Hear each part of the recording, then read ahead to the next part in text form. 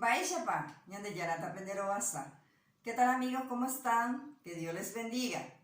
Continuando con nuestras lecciones, hoy tenemos la tercera clasificación del complemento circunstancial. Hoy les traigo el complemento circunstancial de modo. Quiero que me atiendan. Moimbaja o paishawa significa complemento circunstancial.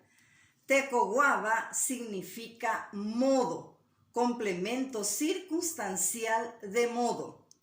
Para identificar este complemento circunstancial de modo se debe hacer la siguiente pregunta. Ba'eishapa, que significa ¿cómo? Tenemos la primera oración. Kame oyeroku poraiterei. Ba'eishapa oyeroku kame. Kame oyeroku poraiterei.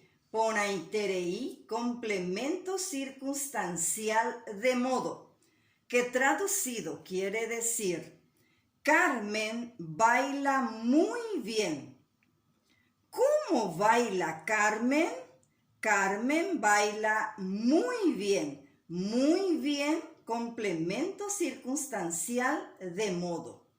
Nos vamos a la segunda oración.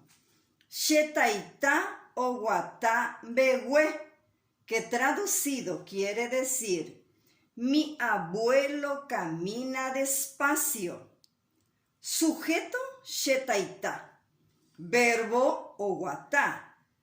Ba'eishapa Owata Shetaita, Shetaita Owata Bewe.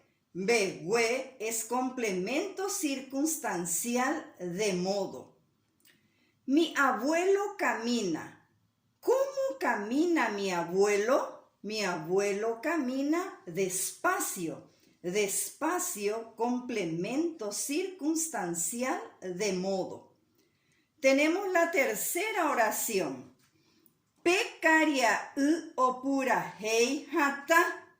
Sujeto, pekaria verbo opura hei.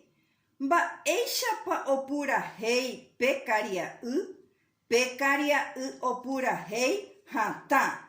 Hata, complemento circunstancial de modo, que traducido quiere decir ese muchacho canta fuerte. ¿Cómo canta ese muchacho? Ese muchacho canta fuerte. Fuerte es el complemento circunstancial de modo. Así termina nuestra lección de hoy. Ya yo ya bebé.